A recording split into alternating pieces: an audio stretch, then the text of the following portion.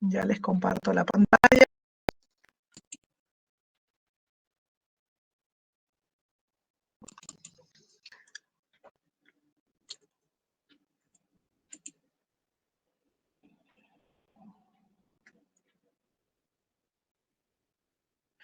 Bueno, vamos a dar comienzo a redes neuronales. Las redes neuronales artificiales, o sea, vendrían a hacer una especie de nuevo modelo, o sea, vendría a ser un nuevo sistema para el tratamiento de la información. Este nuevo modelo estaría formado por una familia de algoritmos, que es lo que se conoce ahora como Machine Learning, o sea, como aprendizaje inteligente de las máquinas. Se podría decir, bueno, que se inspira en el procesamiento el procesamiento está inspirado en las células fundamentales del sistema nervioso humano, que serían las neuronas. Y por eso es que acá muestro las neuronas reales o biológicas y las neuronas artificiales. O sea, por lo tanto, las redes neuronales no van a ser otra cosa que una forma de computación, ¿está bien? Inspirada en el modelo biológico. O sea, compuesto por un gran número de elementos, de elementos de procesos interconectados, los cuales procesan información por medio de un estado dinámico, como respuestas a entradas externas.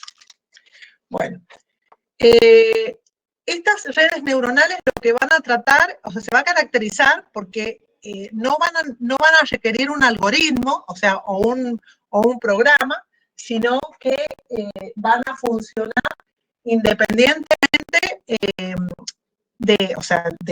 justamente de eso, sino que directamente lo que hacen es que aprenden desde la experiencia. O sea, lo que se hace con las redes neuronales es se las diseña y después se las expone a un proceso de entrenamiento, y ese proceso de entrenamiento hace que las redes neuronales adquieran capacidades para poder dar solución a un problema, para el cual, por ejemplo, la solución algorítmica no existe o demanda muchísima complejidad, ya sea en cuanto a tiempo computacional como a espacio de almacenamiento. Bueno, perdón. Esto un poco es mostrar la historia del desarrollo de máquinas inteligentes. O sea, siempre el hombre ha querido dotar a las computadoras de máquinas inteligentes. O sea, hacer que las computadoras fueran capaces de dar respuesta a soluciones en forma automática. No siempre, si bien es cierto que al principio esto fue imposible, en muchos casos se ha logrado muy buenos resultados. Por ejemplo, encontramos los primeros indicios de esto en los desarrollos que se hicieron computacionales para controlar los cañones o antiaéreos o de navegación durante la Segunda Guerra Mundial, que se le encargó al científico Norbert Wiener. También este científico lo que hizo fue estudiar el control de la comunicación de las máquinas y de los animales, y acuñó el término de cibernética, que fue uno de los pioneros en este desarrollo de estas capacidades intelectuales, podríamos decir, de las máquinas. También podemos encontrar desarrollos inteligentes en los primeros autómatas que se crearon. Por ejemplo, bueno, aquí muestro dos autómatas que ahora no quiero demorarme mucho en esto. Después, en todo caso, yo tengo el video del año pasado que los explico muy, muy en detalle. A esto, o sea, o explico o escribo. Simplemente, bueno, que se desarrollaron autómatas como primeros creaciones. También tenemos que destacar la intervención de Alan Turing, quien trató de estudiar o de analizar o de juzgar, como dice acá, el nivel de inteligencia de las máquinas a través del famoso test de Turing. Y bueno, y él hace que la cibernética, o sea, entre otros, hace que la cibernética, bueno, comience a perder el auge y comience a resurgir nuevos desarrollos científicos y tecnológicos como son las redes neuronales, como un intento de emular las estructuras biológicas. También cabe destacar que por esta época, más o menos al finales de la Segunda Guerra Mundial, estamos hablando de 1946, 1947, tenemos, por ejemplo, también los desarrollos a nivel de computacional, de las arquitecturas de las máquinas, donde se pasó de computadoras totalmente cableadas a computadoras donde la información ahora se almacena dentro de la computadora, el programa y los datos son almacenados internamente. Y bueno, y tanto ¿cómo se llama? Von Neumann como Alan Turing, o sea, fueron los pioneros en pensar que las computadoras podían llegar a desarrollar capacidades como de pensar. Inclusive fueron muy optimistas al pensar de que esto se podía llegar a lograr en unas pocas décadas. Pero bueno, no fue o no es tan sencillo. Bueno, también cabe destacar que en un congreso en Dartmouth, en 1960, John McCarthy acuña el término inteligencia artificial para definir los métodos algorítmicos capaces de hacer pensar, podríamos decir, entre comillas, ¿no es cierto?, pensar a los ordenadores. O sea, tratar de desarrollar, ¿no es cierto?, métodos para que los ordenadores pudieran resolver problemas como si fueran capacidades, como si tuvieran la capacidad de pensar. También se destaca los primeros desarrollos de inteligencia artificial, programas, por ejemplo, que demostraban teoremas. También teníamos programas que implementaban, por ejemplo, jugadores para juegos como de ajedrez. Por ejemplo, Shannon y Turing desarrollan programas que permitían a los ordenadores jugar, o sea, razonar y jugar al ajedrez. Si bien la cibernética fue eclipsada por las redes neuronales, las redes neuronales se encontraron con podríamos decir, como un gran peso o una gran piedra por delante, que fue el desarrollo tecnológico, el conocimiento tecnológico y el desarrollo a nivel de software y de hardware del momento. Entonces, empezó a decaer esos estudios, esos desarrollos, y comenzaron a resurgir otros estudios, como son, por ejemplo, la inteligencia artificial en la parte de sistemas expertos. O sea, programas que emulan el conocimiento de un experto y que pueden llegar a dar solución a problemas. Entonces, como podemos decir que las redes neuronales tienen acá una pequeña baja, una pequeña caída. Y si bien se siguen haciendo desarrollos, no, de acuerdo a estudios, ya no desarrollo. Bueno, hay que notar dos corrientes a nivel computacional. Uno sería la computación convencional, que es la computación secuencial, o sea, los algorítmicos, o sea, los algoritmos, los programas que se ejecutan en una computadora del tipo, si bien en un principio ordenadores de tipo von Neumann o no, porque ahora nuestros procesadores ya están dotados de más de una unidad central, o sea, un procesador, sino que de varios procesadores, pero en definitiva, esa corriente es una característica, o sea, es un tipo de corriente, o sea, la que se ejecuta en los computadores convencionales y que es una computación secuencial algorítmica. Y por otro lado está lo que sería la computación inteligente o inteligencia computacional, en donde acá aparecen, podríamos decir sino heurísticas o metaheurísticas, utilizando distintas técnicas y elementos computacionales para dar solución a problemas sin necesidad de hacer el manejo completo sobre todo el espacio de búsqueda. Y ahí tenemos las redes neuronales, los sistemas borrosos, los algoritmos genéticos, o sea, todo lo que estaría comprendido dentro de la inteligencia artificial. Si bien las computadoras han ido evolucionando, siempre se ha tratado de comparar las computadoras con el cerebro. pero ha existido siempre una limitación. O sea, si bien la computadora tiene una gran capacidad de cálculo, puede realizar cálculos muy complejos y a una velocidad muy grande. Las tareas muy básicas que realiza, por ejemplo, un animal o por ejemplo, una rana cuando capta, o sea, toma o come un insecto, eso, por ejemplo, equiparado con un brazo de un robot, o por ejemplo, o sea, tareas que son específicas, del que realizan los seres humanos, bueno, eso las computadoras han tenido la incapacidad, o sea, no han podido dar solución en forma satisfactoria. O sea que las tareas que peor llevan a cabo nuestras computadoras son aquellas que para los seres biológicos son muy sencillas. Entonces, las redes neuronales han venido para brindar una alternativa a la computación clásica, ¿está bien? Para justamente dar solución a esos problemas, en los cuales los métodos tradicionales no han podido dar una solución satisfactoria. Aplicaciones de las redes neuronales las vemos en muchísimas partes. Por ejemplo, tenemos la principal sería el reconocimiento de imágenes, o sea, a través de redes neuronales, o sea, el reconocimiento de imágenes generalmente se hace a través de redes neuronales, donde pueden, por ejemplo, controlar por ejemplo, los productos y su precio, o pueden, por ejemplo, identificar personas para restringir el ingreso a un determinado lugar.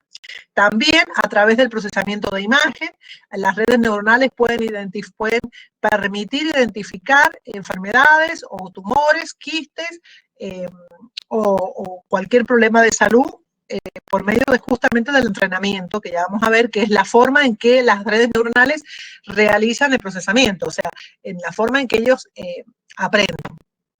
También en la parte de reconocimiento de sonido, o sea, el procesamiento de sonido, de imagen y de sonido. El de sonido, por ejemplo, tenemos múltiples tecnologías que están basadas en redes neuronales que a través de una palabra clave, estas pueden hacer tareas, o sea, pueden ejecutar tareas que la persona le pida. Por ejemplo, reproducir música, o si tenemos por ejemplo, una casa que sea con inteligente, podemos llegar a hacer que ejecuten determinadas tareas en la casa.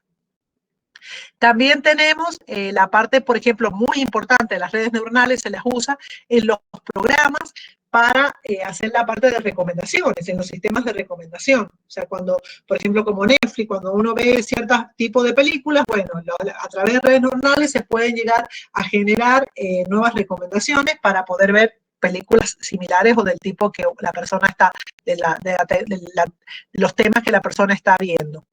También las redes neuronales están incorporadas en las tecnologías automotriz, en los distintos componentes que controlan, por ejemplo, ya sea la parte por ejemplo, de navegación, de la nube, por ejemplo, los controles del auto, por ejemplo, de frenado, de control de velocidad, o sea, la mayoría de los controles que tienen los autos muy, muy modernos están desarrollados, basados en redes neuronales. También las redes neuronales tienen principal aplicación en el reconocimiento del texto escrito, donde no solamente puede identificar las letras, sino que actualmente también se está tratando de la semántica, o sea, el significado de las palabras. Y bueno, y ahí es donde después el profesor va a hablar más adelante en la próxima unidad, justamente tratar de sacar información de un texto y sacar, por ejemplo, la información principal, analizarla, hacer resúmenes. Bueno, eso también tiene las redes neuronales, o sea, se utilizan para el reconocimiento del texto a nivel también de comprensión como de reconocimiento de las letras, principalmente el reconocimiento de las letras. O sea, tenemos un sinnúmero de aplicaciones de las redes neuronales. Por eso es que, bueno, que actualmente podríamos decir que es uno de los temas más estudiados. O sea, en definitiva, como aplicaciones de las redes neuronales, tenemos el procesamiento de imágenes, y de voz, el reconocimiento de patrones, el planeamiento, la predicción. O sea, podemos, por ejemplo, si le entrenamos a una red, podemos llegar a predecir por ejemplo, algún accidente, por ejemplo, por ejemplo, del tiempo o accidentes de cualquier otra clase. Bueno, control y optimización, filtrado de señales. Bueno, la predicción generalmente se usa también para la parte financiera, o sea, para el control de las fluctuaciones de la bolsa. O sea, predicción en las fluctuaciones de la bolsa de comercio. Con respecto a estas estructuras o estas nuevas arquitecturas que se van a estudiar, vamos a hacer una comparación entre lo que serían las computadoras y nuestro cerebro, porque en realidad esta nueva forma de procesar la información a través de las redes neuronales se emulan o se hacen inspiradas en las características de los componentes biológicos, que es justamente las neuronas. Entonces, lo que vamos a hacer es una comparación para que veamos en qué podemos decir que el cerebro y la computadora se comparan, o cómo podríamos establecer una comparación. Bueno, fíjense, acá tenemos la velocidad de proceso. La computadora tiene una velocidad del orden de los megahertz o de los gigahertz, y bueno, nuestro cerebro no, o sea, tiene una velocidad mucho menor, ¿está bien? O sea, que ahí pondría la computadora hasta arriba.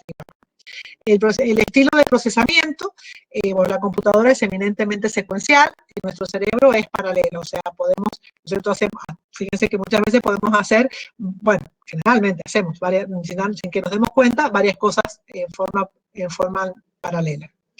La cantidad de procesadores, bueno, las computadoras actuales están dotados de muchos procesadores, pero esos no llegan a ser tantos como los componentes o las neuronas o las unidades procesales básicas que tiene nuestro cerebro, que serían las neuronas, que están en el orden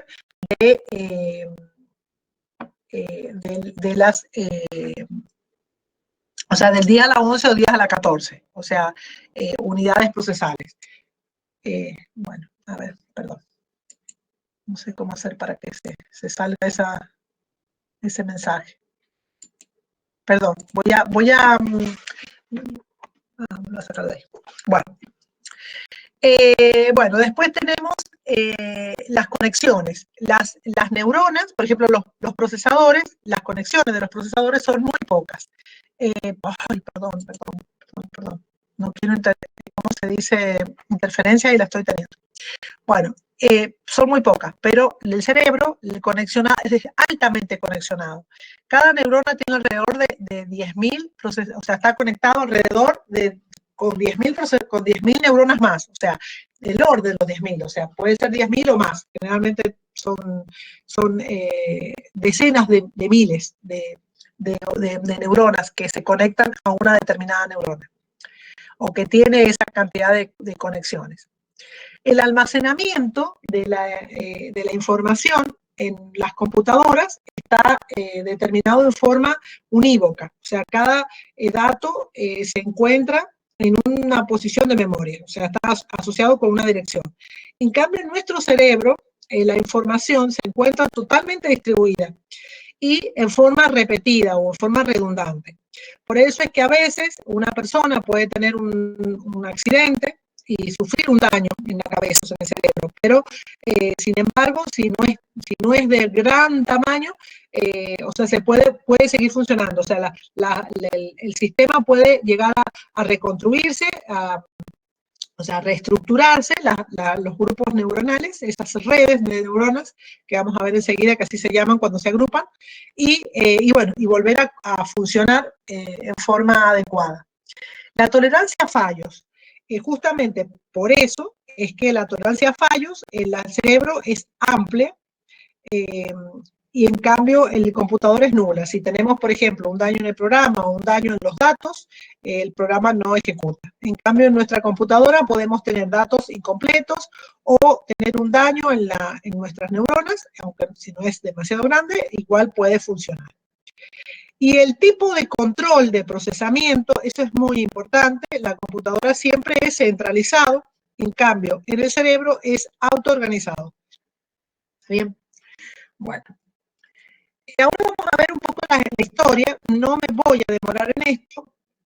Ustedes pueden verlo, ya les voy a poner en el aula virtual unos apuntes donde está un poco la historia más detallada. Simplemente aquí quiero mostrar, estos serían los hitos o los destacados de la historia de las redes neuronales.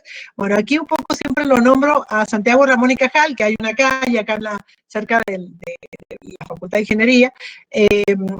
Bueno, este señor, Ramón y Cajal, fue un médico, y bueno, él es el que descubre las neuronas, o sea, el sistema, la estructura neuronal del cerebro, o sea, el sistema nervioso. Hasta antes de él pensaban que lo que teníamos eran fibras nerviosas en nuestro cerebro y no neuronas. Bueno, después tenemos Alan Turing, que ya habíamos nombrado, y acá quiero hacer notar es Warren y McCulloch, que desarrollan, o sea, Warren McCulloch y Pitts, perdón, McCulloch y Pitts, que modelan una red por medio de circuitos eléctricos. O sea, fue una red, una neurona más que una red, y las conectan por medio de circuitos eléctricos. Bueno, después Donald Hebb hace lo que sería el de explicar cómo aprenden las neuronas. Bueno, aquí vienen una serie de desarrollos, pero acá cabe hacer notar es que en 1957 aproximadamente, Frank Rosenblatt crea la primer red neuronal. Esta es la red neuronal más antigua que existe. Se llama perceptron. Es una red neuronal que resolvía problemas muy simples, pero que podía llegar a dar solución a la parte de reconocimiento de patrones, siempre y cuando estos patrones pudieran ser linealmente separables. Bueno, después, en 1960, Woodruff y Hoff crean una segunda red neuronal que se llama Adaline, que se aplica a un problema de salida real, porque el perceptrón da una solución, una respuesta binaria. Y bueno, y los datos de entrada pueden ser binarios o discretos. En cambio, en la Adaline pueden ser reales los datos de entrada y pueden ser reales los datos de salida. La característica, bueno, de la red Adaline es que tiene un proceso de aprendizaje continuo. Y tuvo una aplicación muy específica cuando se la crea, que es para eliminar los ecos en las líneas telefónicas. Esa fue una de las principales funciones que tuvo las redes Adaline en sus primeros tiempos. Bueno, acá aparecen otras redes, o sea, otros desarrollos. Por ejemplo, hay una red famosa llamada Avalancha, que mide lo que sería el reconocimiento del habla, el aprendizaje de movimientos de robot. Y acá hago notar una publicación con una demostración y todo de Minsky y Paper, que prueban matemáticamente que el perceptrón no podía resolver problemas relativamente fáciles.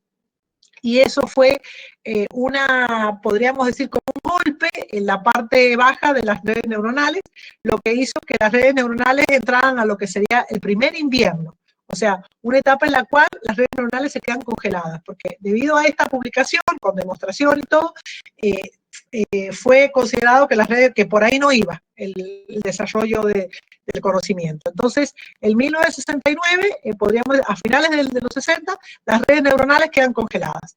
Se siguen haciendo algunos estudios, pero ya no se publica tanto ni se hacen desarrollos ni de hardware ni de software orientados hacia esos temas.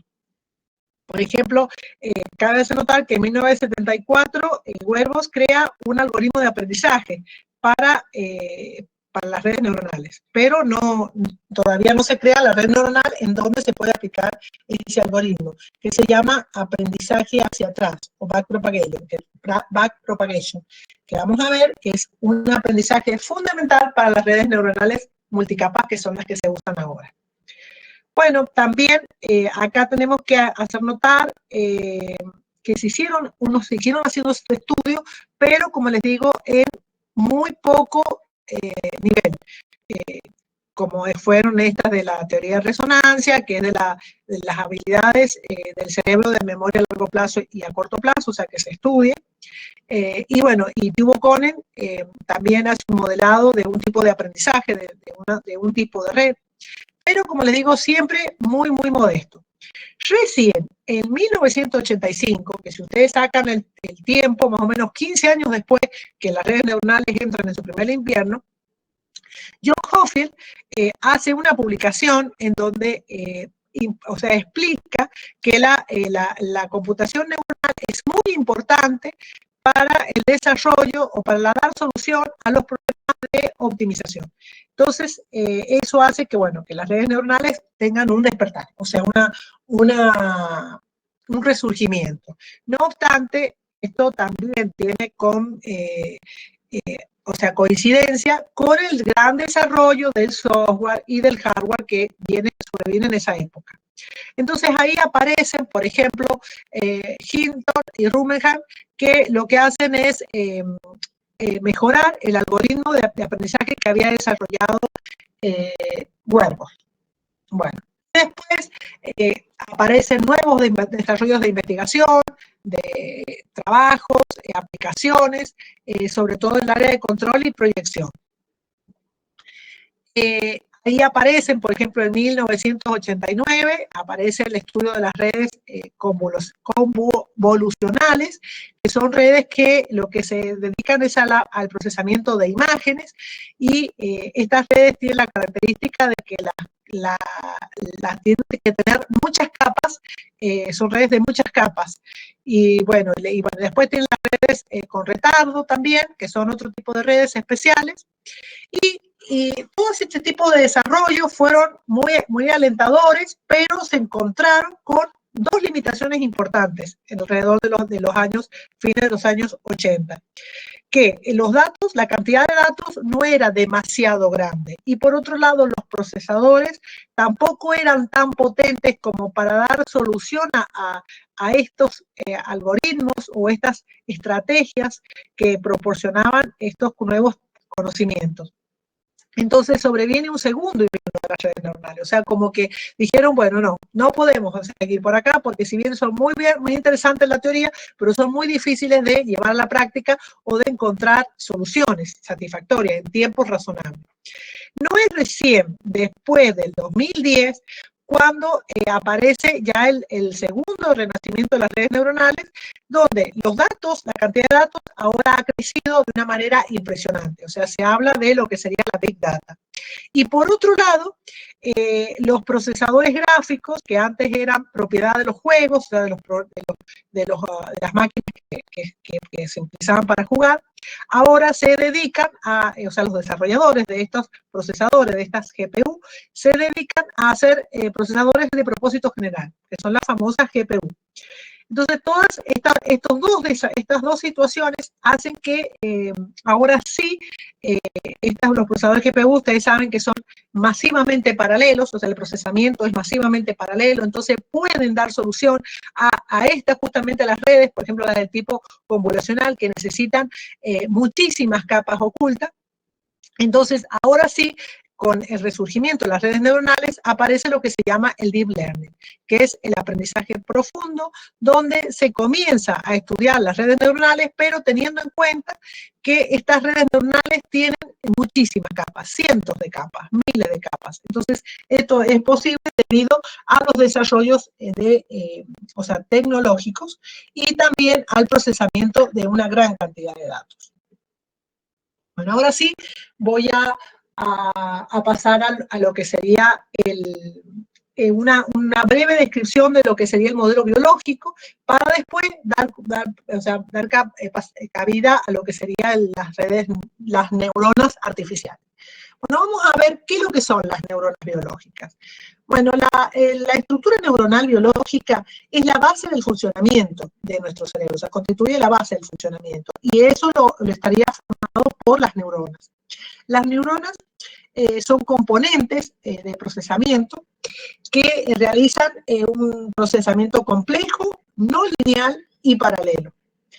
estos elementos computacionales que están en nuestro cerebro, bueno, acá tienen una gráfica de cómo se ven estas neuronas, o sea, a través de un proceso de representación. Bueno, acá pueden ver el esquema gráfico. Una neurona biológica estaría formado por lo que sería un cuerpo o soma, y en el interior tiene un núcleo, que es donde se producen los procesos. Tienen asociado, o sea, alrededor de este cuerpo hay una serie de ramificaciones que se llaman dendritas, que es por donde le ingresa la información a la neurona biológica. Estas dendritas serían las que yo les decía que existían del orden de miles. O sea, una neurona tiene alrededor de miles, de 10.000 o más, o sea, decenas de miles de estas ramificaciones a su alrededor. Y cada una de ellas conectadas a otras neuronas. Acá dentro de la neurona se producen procesos químicos y eléctricos.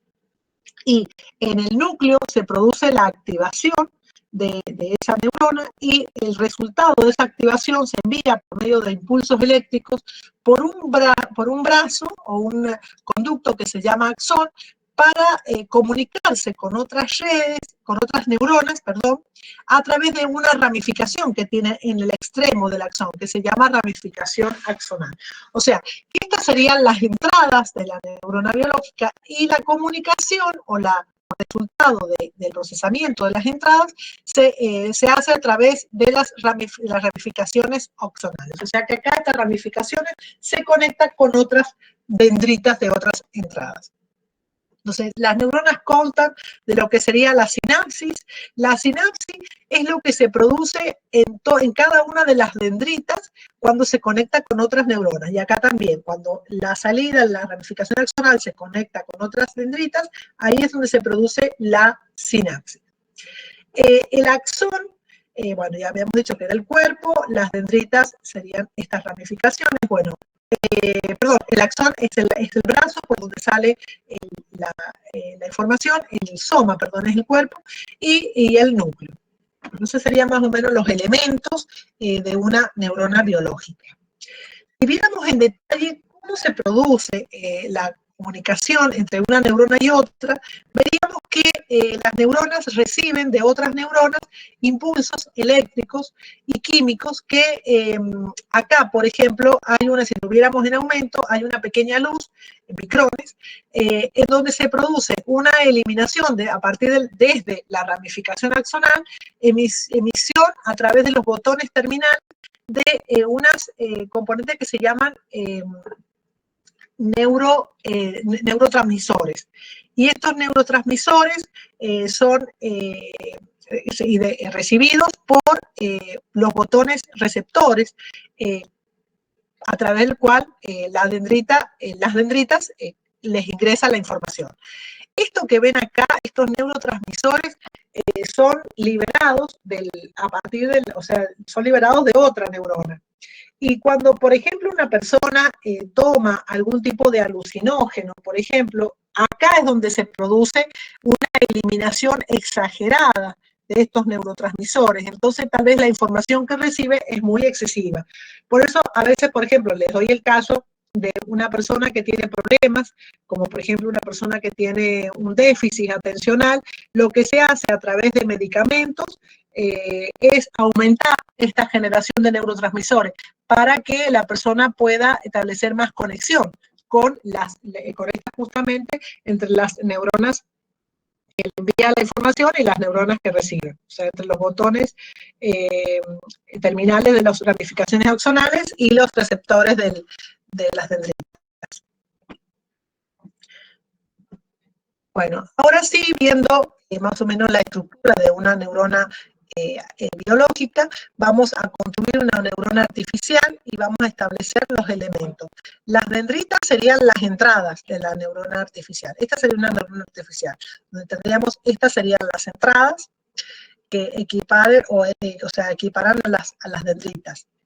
La sinapsis, que sería la comunicación entre las dendritas y otras neuronas, acá se las van a representar por medio de estos círculos que son los pesos. Los pesos lo que van a hacer es ponderar el valor de la entrada, haciendo lo que sea mayor o menor. O sea, a través de la sinapsis se produce lo que sería la inhibición o la excitación de las señales que ingresan a la neurona.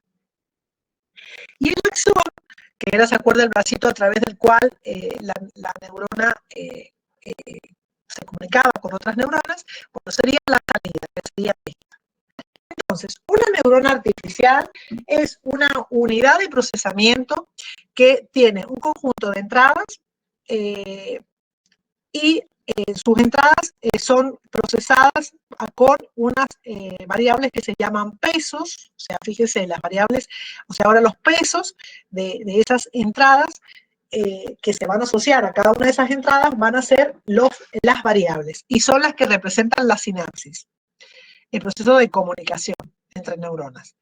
Y van a tener una salida, o sea, la neurona artificial va a tener una salida que es la que va a permitir conectarse con otras neuronas.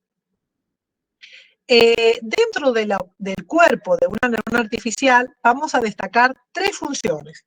Vamos a destacar una función de transferencia o de propagación, que es la que va a procesar toda la información que le ingresa a la neurona. O sea, va a ser como una especie de suma, o sea, de suma ponderada entre las entradas por los pesos. ¿Está bien?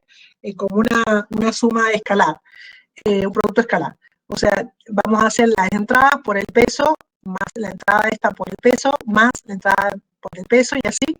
O sea, esto sería la función de propagación o regla de propagación y bueno, y van a tener en cuenta en este momento lo que serían los valores que tienen iniciales, porque estos pesos ya vamos a ver que como son variables se van a ir modificando.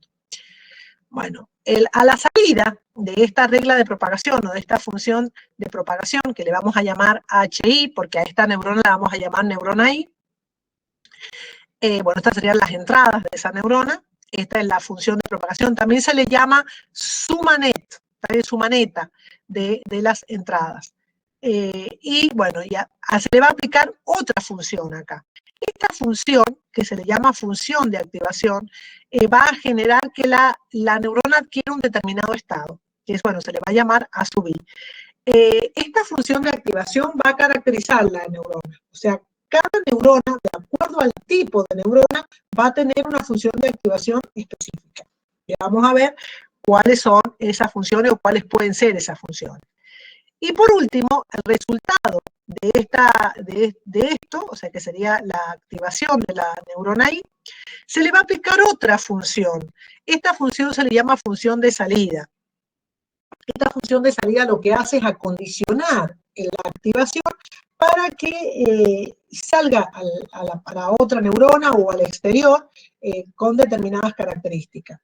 Esta función nosotros la vamos a considerar como la función de identidad, por lo tanto no se va a ver o no se va a notar esta función. Pero esta función lo que hace es adaptar la activación para que pueda ser recibida por otras neuronas. Bueno, la neurona artificial entonces es una unidad de procesamiento elemental de la información, es un dispositivo simple de cálculo que tiene un vector de entrada y una única salida. El vector de entrada va a ser el vector X, o X que va a estar representado por XY, o sea, cada una entrada sería X1, X2, X así hasta que XN, y va a tener asociado ese vector de entrada, va a tener asociado otro vector que se va a llamar el de pesos, pesos sinápticos. Entonces, el XY va a tener asociado el W sub I, por lo tanto, el X1 va a tener asociado el W1, el X2 asociado al W2, de tal manera que se va a poder calcular lo que sería la suma ponderada de las entradas por sus pesos, dando origen a lo que sería la función de propagación. O sea que la función de propagación no va a ser otra cosa que esto, ¿está bien? La sumatoria de los W sub I por los XI, que va desde 1 hasta N. O sea, eso sería la función de propagación. Al resultado de esa función de propagación se le va a aplicar una función de activación. Esta función de activación va a depender de la función que realice la neurona o que queremos que realice la neurona. Y por último, como había dicho, la función de salida. Aquí vamos a notar una entrada artificial que va a tener la neurona. Una entrada que va a ser, además de las entradas que vienen por el problema que tiene que resolver o que dar solución, vamos a considerar una entrada artificial que se le va a llamar umbral, vías, ganancia. Esa entrada va a ser siempre igual, va a ser constante y la vamos a elegir en el módulo 1, o sea, o va a valer 1 o va a valer menos 1, dependiendo del problema que resolvamos. Y va a tener asociado un peso y ese peso le vamos a llamar tita. ¿Está bien? Entonces, en realidad, al que se le llama umbral o vías es al tita. ¿Está bien? El tita es el que se le llama umbral o vía. Y se le llama vías o umbral porque en realidad lo que se hace es determinar por medio de este valor cuándo la red se va a activar. O sea, se le llama umbral de activación. Ya lo vamos a interpretar gráficamente cuando resolvamos los ejercicios mejor estos conceptos. Bueno, si comparamos las redes neuronales biológicas con las redes neuronales artificiales, podemos decir que las neuronas son las unidades de proceso, las dendritas son las entradas, las sinapsis son los pesos de las conexiones, y los efectos excitatorios o inhibitorios de las conexiones serían los signos de los W sub I. O sea, el positivo va a ser excitatorio, el negativo va a ser inhibitorio. Bueno, después, efecto combinado de la sinapsis va a ser la función de propagación, o función de red también se le llama. Después, la activación de la neurona va a ser la función de activación y la tasa de disparo va a ser la función de salida. O sea, esa sería una comparación entre las redes biológicas y las redes neuronales artificiales. Ahora sí vamos a ver cuáles serían esas funciones de transferencia o de activación que habíamos dicho, o sea, que cada neurona se caracteriza por su función de activación. Bueno, aquí tenemos, por ejemplo, si queremos una neurona que dé una respuesta binaria, o sea, que nos diga 0 o 1 o 1 menos 1, vamos a utilizar una función de activación escalón. La función de activación escalón es una función que tiene estas características. Vale 1 para que cuando un X es mayor, por ejemplo, que 0, y vale 0 si es X menor o igual que 0. Acá, por ejemplo, el 0 lo podemos poner acá o lo podemos poner acá, no hay problema. O sea, a veces vamos a encontrar, porque fíjense que en este caso el 0 puede estar acá o puede estar acá. Pero, en definitiva, va a ser una función que va a tomar el valor 1 o el valor 0. O sea, el 0 tiene que estar en uno de los dos lados, pero no en los dos. ¿Está bien? Bueno, acá tenemos otra definición de la función escalón, que es yendo desde menos 1 y 1. O sea, si queremos que la función escalón nos devuelva un 1 o un menos 1, entonces vamos a definirla de esta manera. Después tenemos la función de activación lineal o identidad, que ya vamos a ver que hay un tipo de red, que es la red Adaline, ya la vamos a ver enseguida, que recién la nombré, que se creó inmediatamente después de la red Perceptron. La red Perceptron utiliza esta función de activación y la red Adaline utiliza esta función de activación. Existen un montón de funciones de activación. Por ejemplo, aquí tenemos la función de activación lineal mixta, que es una combinación de las dos anteriores. Tenemos la función de activación sigmoidal, a través, ¿no es cierto?, de su fórmula, y esa es la característica que tiene. Después tenemos la función gaussiana, la función tangente hiperbólica. Estas funciones de activación son usadas en las redes que son multicapas, o sea, que tienen muchas capas, que resuelven problemas más complejos, o sea, mucho más que la red Adaline o la red Perceptron. Bueno, una red neuronal se puede llegar a definir de la siguiente manera, o sea, bueno, como en inglés se le llama así, está bien, o sea, generalmente, network, o sea, bueno, acá tenemos network, neural, artificial network, neural, son un paradigma de aprendizaje y procesamiento automático inspirado en los sistemas de los animales. Se trata de un sistema interconexionado de neuronas en una red y que colaboran para producir un estímulo de salida. O sea que las redes neuronales son un montón de neuronas que están conectadas, conexionadas, y que van a trabajar en conjunto para dar solución a un problema, para obtener un resultado. Matemáticamente se la puede definir como un grafo dirigido, donde cada noda se le va a asociar una variable de estado, a cada conexión se le va a asociar un peso, y a cada nodo en cada nodo se va a definir una función que va a depender de los pesos, del umbral, ese umbral de activación que habíamos dicho, y de los estados de los nodos conectados, o sea, los estados de los nodos que le llegan. Bueno, aquí vemos gráficamente cómo se vería una neurona, una red neuronal artificial, una RNA. Fíjense cómo se agrupan las neuronas, se agrupan por capas. O sea, estas neuronas que reciben toda información de un conjunto de neuronas constituyen una capa, y que envían información a otro conjunto de neuronas constituyen una capa. Vamos a distinguir la capa de entrada, que la capa de entrada va a ser aquellas neuronas que se conectan con sensores, o sea, que van a recibir la información del exterior. Y vamos a distinguir otra capa importante, que es la capa de salida. La capa de salida también se comunica con el exterior, pero ya para dar respuestas. Se comunica con lo que se llaman los efectores, para dar justamente producir un resultado. Y entre la capa de entrada y la capa de salida puede haber una o más capas de, por ejemplo, cero o más capas de neuronas.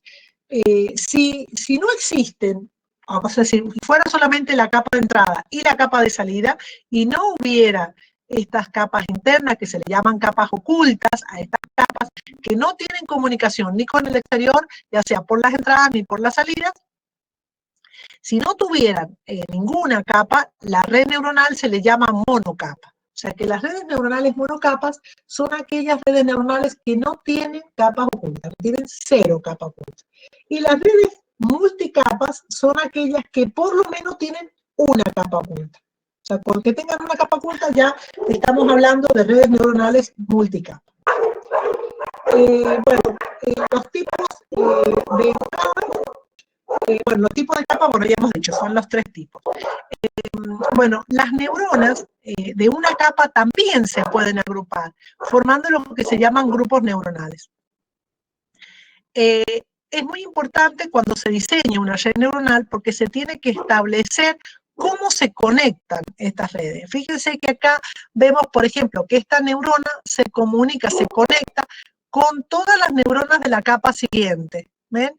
Y cada neurona recibe información de todas las neuronas de la capa anterior y envía información a todas las neuronas de la capa posterior. Esta es una estructura de conexionado completo. O sea, que toda neurona se comunica con todas las neuronas de la capa anterior y con de la capa superior o posterior. Importante que justamente se definió recién que las redes neuronales eran un grafo dirigido. ¿Por qué? Porque las conexiones sinápticas tienen direccionalidad.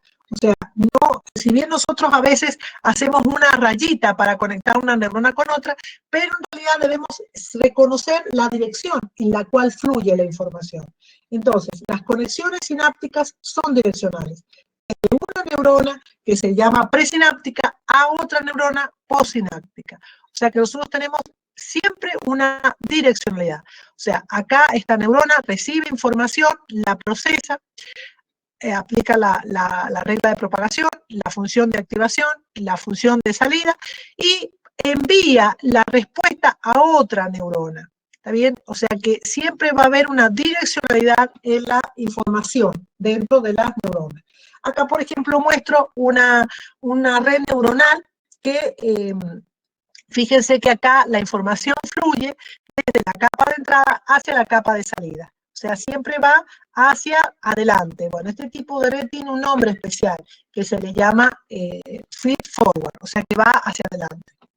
Existen otros tipos de redes que a veces puede llegar a devolverse la información, pero o sea, tenemos que indicar el conexionado. O sea, no es que una línea va a ser de bidireccional, no, no. Por esta fluye la información en este sentido y tendremos que indicar otra conexión por donde estaría volviendo la información. Que seguramente puede llegar a ser otro, o sea, no, de hecho va a ser otro resultado. Bueno, aquí vamos a ver lo que sería la topología de una red. La topología es la forma en que se disponen las neuronas y la forma en que se conectan estas mismas. Durante el proceso de aprendizaje, pues como les digo, se va a crear una arquitectura, una estructura, una topología de estas neuronas y se la va a someter a un proceso de aprendizaje, a un proceso de entrenamiento. Durante ese proceso, la topología de una red puede sufrir alteraciones, pueden crearse nuevas conexiones, pueden eliminarse ciertas conexiones, pueden eliminarse neuronas. Si una neurona recibe cero información, bueno, esa neurona no puede transmitir nada, entonces esa neurona desaparece, se elimina. Bueno, aquí tenemos, por ejemplo, el patrón de conexionado de caracteriza a las neuronas. Por ejemplo, si están conectadas en forma completa, se llaman justamente neuronas de conexión completa. Puede haber otras que faltan algunas conexiones.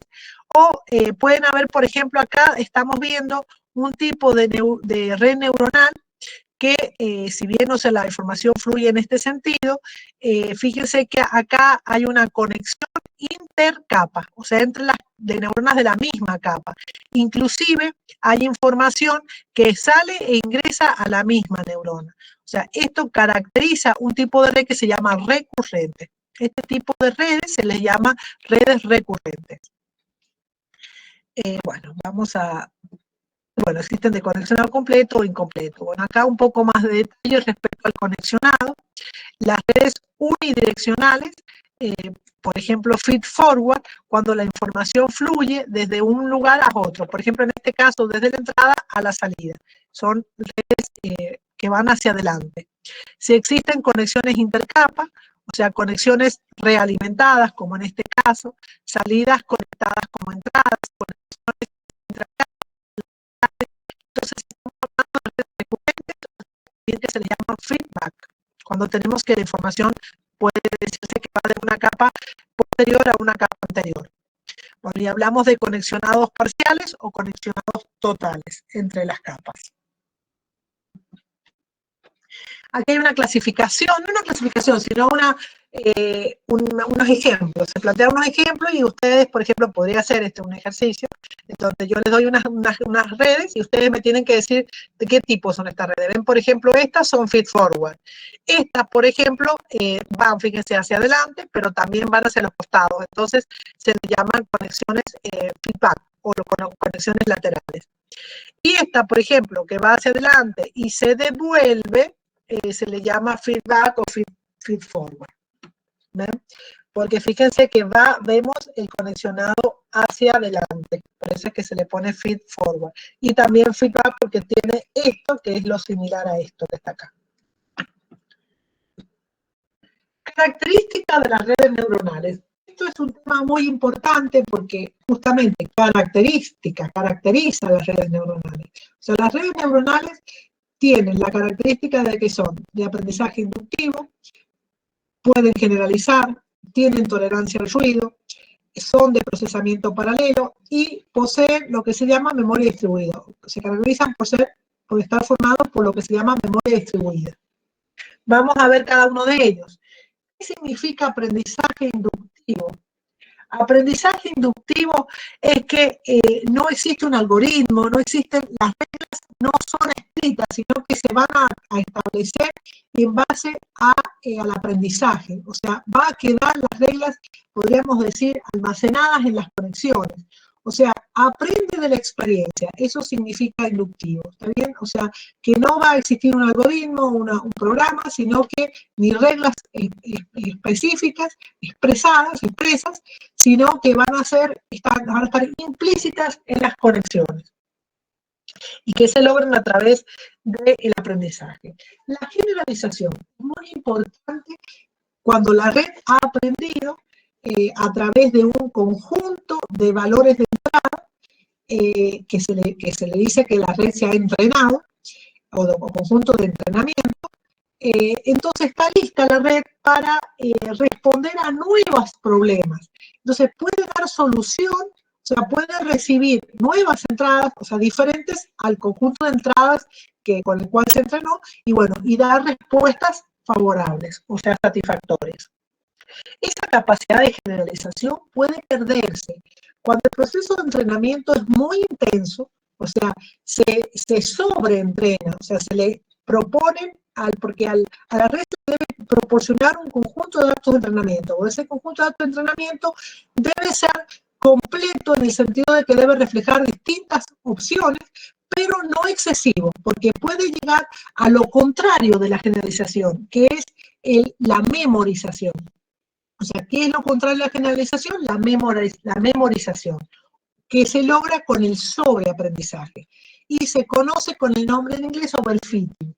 Cuando la red adquiere la memorización, ya la red no sirve. Por lo tanto, la red se debe tratar de borrar todo, o sea, hacer que olvide todo lo que aprendió e iniciar un nuevo proceso de aprendizaje. Porque si memoriza, no va a provocar nuevas soluciones, o sea, cuando se le presenten nuevos valores de entrada, nuevos patrones de entrada, no va a dar una solución satisfactoria. Bueno, tolerancia al ruido. Una red neuronal, como les dije, justamente es una característica que la hace, por eso la hace muy, muy potente, muy fuerte, porque, o sea, puede sufrir algún daño, ya sea en la arquitectura, en las estructuras, y igual puede seguir funcionando. Y por otro lado, los datos pueden estar incompletos, distorsionados, y también puede funcionar o puede entregar buenos resultados. O sea que son capaces de abstraer las características esenciales de las entradas aprendidas. Procesamiento paralelo. Esto es muy importante porque todas las neuronas trabajan en forma paralela. Por lo tanto, eso hace que requiere de un hardware específico, un hardware que haga justamente paralelismo masivo. Por eso es que se están desarrollando máquinas especiales para la computación neuronal, principalmente basado en el uso de estos procesadores que son masivamente paralelos, como son las GPU. Son especiales para dar solución en tiempo real, o sea, respuestas en tiempo real, justamente por esta característica. Memoria distribuida. Conocimiento no se encuentra en un lugar específico, sino que está diseminado por todas las conexiones, o sea, distribuido en todas las conexiones. Y porque está distribuido, además está repetido varias veces, y eso es lo que le da la posibilidad de tolerancia al fallo. O sea, si sufre un daño, esa información puede reconstruirla desde otra parte, porque la información, como les digo, es redundante. Ahora vamos a ver cómo aprenden las redes neuronales. Las redes neuronales, como les dije, no tienen reglas específicas, sino que las muelas determinan implícitamente a través de las conexiones. Y aprenden del entrenamiento, de los valores que ingresan a la red y son evaluados a ver en base a los resultados que está. Entonces, el aprendizaje de la red neuronal se logra por medio de la modificación de sus pesos. O sea, cada vez que la red neuronal dé una respuesta, y si esta respuesta es satisfactoria, los pesos no se modifican. Si la respuesta no es la correcta, entonces los pesos se modifican. Esos son los pesos asociados a las entradas. Entonces, estos pesos van a tener modificación, van a tener creación o destrucción también de esos pesos sinápticos, generando, ¿no es cierto?, modificaciones en la arquitectura de la red durante el proceso de aprendizaje. Bueno, durante el proceso de aprendizaje a la red se le deben proporcionar dos conjuntos. Un conjunto de datos de entrenamiento. Ese conjunto de datos de entrenamiento va a servir para controlar el aprendizaje. Y por otro lado, un conjunto de datos de prueba, A veces se trabaja con el mismo conjunto de datos, porque como ya sabemos cuánto nos da, por ejemplo, ya vamos a ver que vamos a trabajar con un tipo de aprendizaje específico que se llama supervisado, que es cuando se conocen los resultados que tiene que dar la red para el conjunto de datos de entrenamiento. Entonces, a veces el conjunto de datos de entrenamiento y de prueba es el mismo, pero lo correcto es que sean dos conjuntos de datos diferentes para probar realmente el funcionamiento de la red. Vamos a distinguir lo que se llama aprendizaje offline y aprendizaje online. El aprendizaje offline es cuando la red está desconectada, o sea, desconectada del proceso, del funcionamiento. O sea que primero va a aprender, se va a entrenar y después va a salir a dar respuesta. Entonces, en el aprendizaje offline, o fuera de línea, se distinguen claramente la fase de entrenamiento y la fase de operación. ¿Está bien? O sea, la fase de entrenamiento en la cual se va a modificar los pesos y cuando ya los pesos estén adecuados, o sea, se hayan logrado que los pesos sean los pesos adecuados para dar una respuesta satisfactoria, entonces recién se inicia la fase de operación. Y los pesos se van a mantener estáticos. En el aprendizaje offline, los pesos son estáticos. Una vez que aprendió, los pesos se fijan. En el aprendizaje online, el aprendizaje en línea, ya no se distingue la fase de entrenamiento y la fase de operación. O sea que mientras va operando, va entrenando. Entonces, cuanto más opera, más se entrena. Y los pesos fluctúan todo el tiempo. O sea que existen lo que se llaman pesos dinámicos. O sea, los pesos son dinámicos. ¿Cuándo se considera que la red ha aprendido? ¿Cuándo finaliza el proceso de aprendizaje? Bueno, aquí es muy importante tener en cuenta, dice, cuando el valor de los pesos permanece estable. O sea, a ustedes se les va a pedir en alguno de los ejercicios que grafiquen la fluctuación de los pesos y después van a ver que esa fluctuación comienza a ser menor, hasta quedar un poco como constante el valor de los pesos.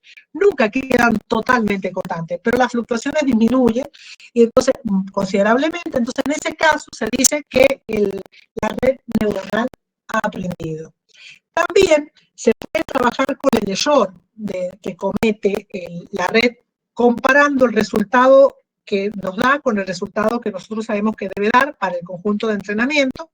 Se trabaja con el error y se determina una cota, o sea, uno elige una cota mínima y bueno, pues se dice que va a terminar cuando el error es menor a una cota mínima para todos los patrones que se presentan para su entrenamiento. También se puede dar por finalizado el proceso de aprendizaje de una red neuronal cuando ha realizado una cantidad n de iteraciones. Ese n debe ser lo suficientemente grande, pero como les digo, tampoco excesivo porque puede llegar a un sobreaprendizaje. Y ese n es fijado de antemano. Ahora sí, luego adelanté los tipos de aprendizajes. O sea, en los tipos de aprendizajes hay muchos, pero estos son los tres más importantes. El aprendizaje supervisado, el aprendizaje no supervisado y el aprendizaje reforzado, que sería un aprendizaje intermedio acá entre el aprendizaje supervisado y el aprendizaje no supervisado. Fíjense que el supervisado está más grande porque en realidad es con el que vamos a trabajar. Nosotros vamos a hacer nuestros ejercicios, toda nuestra práctica, todo un aprendizaje supervisado. ¿Cuál es la característica del aprendizaje supervisado?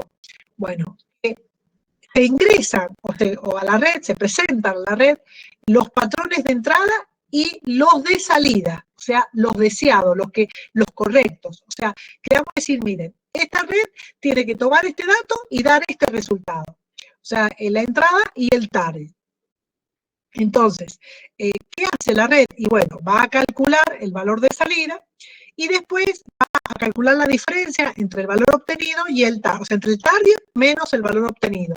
Y va a calcular el error por cada par que se ingresa a la red. Y con eso se va a ajustar los pesos para una siguiente iteración, porque las redes neuronales trabajan con procesos iterativos. El aprendizaje no supervisado se caracteriza porque no existe, bueno, en el anterior, como les dije, en este caso se presentan los datos y bueno, en realidad se le dice supervisado porque se supone que existe un supervisor que controla la ejecución de la red, o sea, si respondió correctamente o no, y saben cuánto se equivocó.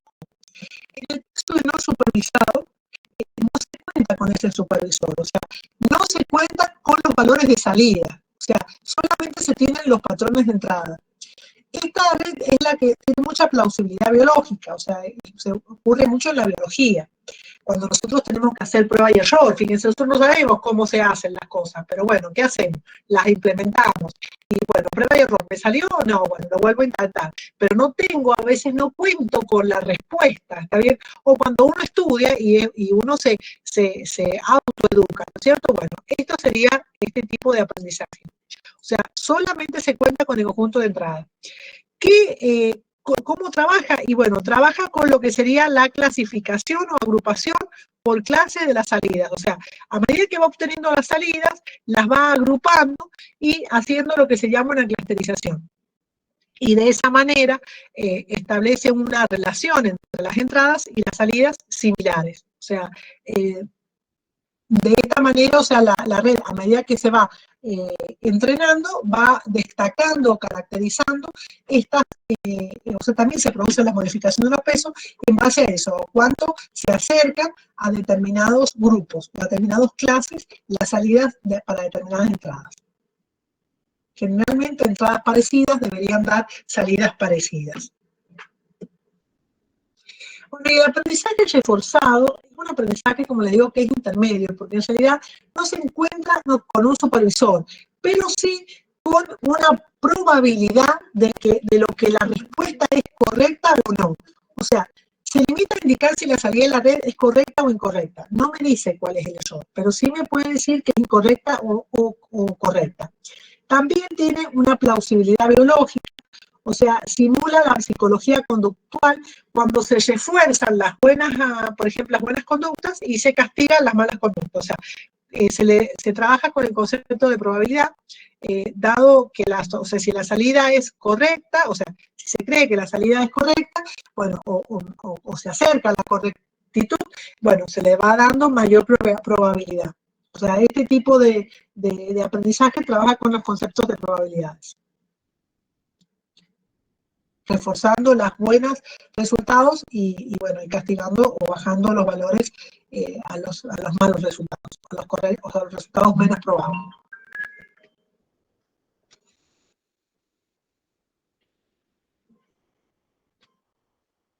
Bueno, ya vamos a hacer un recreo enseguida. Quiero terminar lo que serían las redes, o sea, porque podríamos decir que vamos a explicar, no, os lo explico en un primer momento, las redes monocapas, y después las redes multicapas. Entonces, todo lo que estamos ahora viendo es para las redes monocapas. O sea, pero se traslada a las redes multicapas. Nada más que vamos a trabajar después, o vamos a ver dos redes monocapas, en realidad una red monocapa muy utilizada, y bueno, y después vamos a hacer un recreo. Entonces vamos a trabajar con el aprendizaje supervisado. En el aprendizaje supervisado se destacan las siguientes tres fases. La fase de entrenamiento, o sea, el proceso que es el proceso de aprendizaje de la red por el cual la red aprende. Ahí es donde se le proporciona un conjunto de datos de entrenamiento. La fase de testeo, que es donde se le proporciona a la red justamente el conjunto de datos de prueba. Y la fase de aplicación, que es cuando la red ya sale al ruedo, o sea, ya comienza a operar normalmente.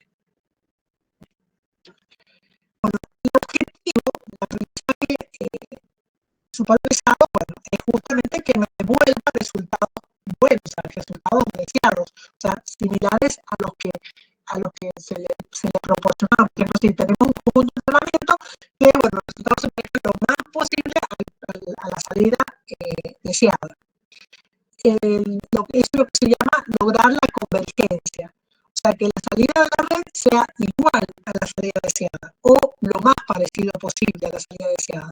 Y para eso se trabaja con el error, con la minimización del error. Se hace la diferencia de la salida deseada menos la salida obtenida y que sea menor que una cota mínima. Acá les hago notar que siempre se va a calcular el target menos el out para calcular el error. O sea, la salida deseada menos la salida obtenida. Y eso me va a dar el error, no al revés. ¿Estamos? O sea que siempre van a ser la diferencia del target menos el out. O sea, la salida deseada menos la salida obtenida. Y eso, bueno, en el caso por ejemplo, de las salidas binarias, vamos a hacer que dé 0 o distinto de 0. 0 o distinto de 0. Y en el caso de otras, bueno, será menor que una cota mínima. Bueno, ¿cómo aprende la red? Bueno, necesita, como les dije, la red aprende modificando los pesos, pero ¿en base a qué modifica los pesos? Bueno, en base a lo que se conoce como la regla de aprendizaje. O sea, la modificación de los pesos se hace siguiendo una regla de aprendizaje. Cada red neuronal tiene su regla de aprendizaje, o sea, su algoritmo de aprendizaje. Con él logra el ajuste de los parámetros libres, que serían los pesos y el bias o umbral, que es el tita. ¿Cómo se hace? O sea, ¿cómo se ejecuta el proceso de aprendizaje? Bueno, esto vendría a ser como una receta, chicos. Así que miremos los pasos porque después vamos a hacer un ejercicio y bueno, vamos a poder, o sea, siguiendo estos pasos, ustedes pueden tener estos pasos escritos en algún momento para recordarlo y después lo van a hacer en forma automática. Fíjense, primer paso, se inicializan los pesos de la red con valores pequeños. Estos pesos generalmente se hacen teniendo en cuenta valores random. En los software, por ejemplo, en el Canime, ustedes le pueden poner una semilla y entonces generan los pesos de forma aleatoria, pero a partir de una semilla. Si no, lo dejan que genere en forma aleatoria totalmente. Bueno, después, segundo paso, presentar un patrón de entrada. O sea, vamos a tener un conjunto de entrenamiento. Bueno, ese conjunto de entrenamiento, vamos a tomar el primer elemento de ese conjunto de entrenamiento, ese primer patrón de entrada. Y ese va a tener asociada su salida deseada. O sea, vamos a tener la entrada y la salida. Bueno, vamos a presentar ese patrón de entrada a la red. 3. Vamos a calcular la salida de la red a partir de ese patrón de entrada. Esa salida va a ser la salida actual de la red, el out. Cuarto paso, vamos a calcular el error. El error, ¿se acuerdan que les dije? El target menos el out. O sea, la salida deseada menos la salida actual de la red. Si hay error, ¿está bien? O sea, si ese error no es menor que una cota mínima, o en este caso es distinto de 0, entonces si hay error, se va a proceder a actualizar los pesos. ¿Cómo se van a actualizar los pesos? Siguiendo la regla de aprendizaje. ¿Está bien? O sea, esa regla de aprendizaje, enseguida vamos a ver que cada red neuronal tiene su regla de aprendizaje.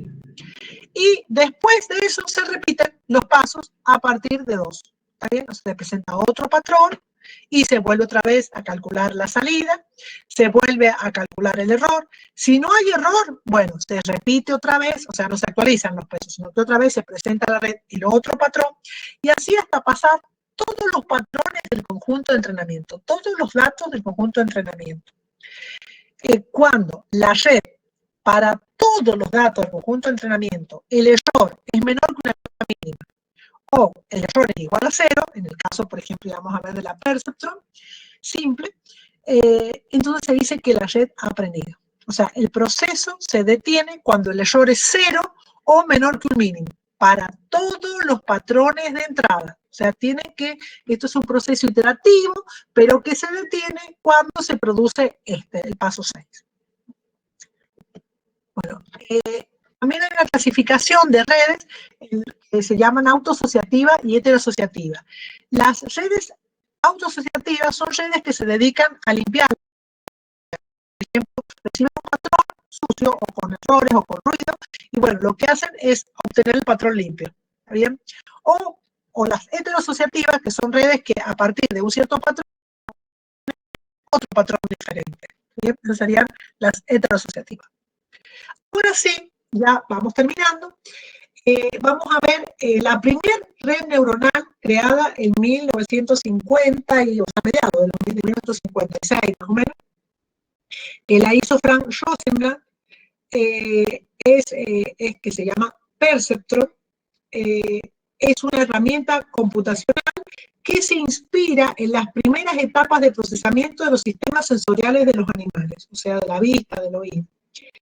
Es un modelo unidireccional, ¿está bien? O sea, que va en un solo sentido, o sea, que no va a ser, como se acuerda que había uno que era feed forward, igual forward, ¿no? Esta es hacia adelante nomás, unidireccional, sin capa oculta, ¿no? O sea, que tiene capa de entrada y capa de salida, y después una sensorial o de entrada y otra de salida, y la función de transferencia del perceptrón es la de tipo escalón. ¿Se acuerdan que algo les había dicho al principio?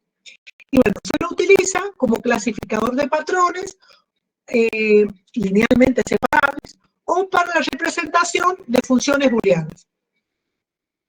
Bueno, esa sería la aplicación que se usa. Esta sería la representación de una red neuronal formada por una sola neurona de salida. O sea, acá tendríamos, bueno, esta sería la capa de entrada, que tendrían las entradas de la red, a la cual le alimentamos estos datos. Y bueno, y acá ingresan a esta neurona perceptron y tenemos, estos serían los pesos sinápticos asociados a cada una de las entradas. Dentro de la neurona se aplica la regla de propagación o entrada suma net, o sea que sería la suma de las entradas por sus pesos, y después se le aplica una función de activación que ya dijimos que es la función escalón. O sea, la función escalón que dice que va a valer, o sea, esta función escalón va a dar 1 o 0, o 1 o menos 1, depende de la función que yo quiera. O sea, la salida que yo quiera. Y bueno, la función de salida no se pone porque es la función identidad. Esta es la entrada ficticia, que como les dije, le vamos a llamar W0 o X0, y que vale 1 o menos 1. Y el peso va a variar. Este peso es lo que se conoce como tita y se le llama también vías o umbral de activación. ¿Por qué umbral de activación? Porque en realidad lo que se va a hacer es decir, que va a valer 1 si la suma de esto es mayor o igual que este valor.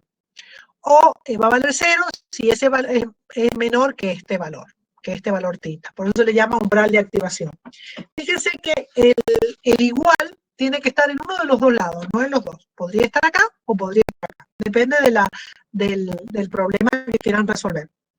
Si ustedes lo ponen acá y resuelven un ejercicio, lo van a resolver en una cierta cantidad de iteraciones. Si ustedes el igual lo ponen acá, el ejercicio va a ser resuelto igual con el perceptrón, si es que el perceptrón sea la red que tienen que aplicar. Pero la cantidad de iteraciones puede ser mayor o menor. Pero siempre lo van a poder resolver porque el perceptrón es convergente, o sea, siempre van a converger, no sé cómo se dice la palabra, a la solución. ¿Está bien? Bueno, y acá lo que se suele a veces hacer es el tita meterlo dentro de la fórmula. O sea, considerar, por ejemplo, la entrada esta ficticia le llaman X0, ¿ven? Y al tita le llaman W0, entonces quedaría acá, me quedaría la sumatoria de X0 por W0 más X1 por W1 más X2 por W2 mayor o igual que 0 o menor que 0. Es otra forma de representar la función de activación del perceptor. La regla de aprendizaje del perceptor, como les dije, está asociada al error. Lo que se hace es obtener la salida, calcular el error y en base a eso, si hay error, se actualizan los pesos. ¿Cómo se actualizan los pesos? Bueno, tiene en cuenta el peso anterior y a ese peso se le va a sumar, se le va a adicionar este término que estaría formado por una constante. Esta constante es un valor pequeño que se le llama coeficiente de aprendizaje o factor de aprendizaje. Lo que hace este factor de aprendizaje es medir la velocidad del aprendizaje. Esa velocidad no puede ser muy grande porque produciría oscilaciones. Y no puede ser muy pequeño porque el aprendizaje se lograría muy lentamente. Generalmente, valor del coeficiente de aprendizaje es un valor entre 0,1 y 2. Las herramientas que nosotros vamos a utilizar le proporciona el software el coeficiente de aprendizaje. Nosotros podríamos llegar a modificarlo, pero el que nos proporciona generalmente da buenos resultados. Si lo hacemos de forma manual, bueno, nosotros debemos proporcionarlo a esa constante. Y esa constante es justamente constante para todas las neuronas de la red neuronal y para cada una de las modificaciones de los pesos. El error es la diferencia entre la salida deseada menos la salida obtenida, o sea, el target menos el out, por el valor de entrada, que sería la entrada que tuvo esa, o sea, el ingreso, el dato que le ingresó. Bueno, y hasta acá habríamos llegado con la primera parte de las redes neuronales. Hacemos una recreo de 15 minutos, chicos. O sea, volvemos a las 7.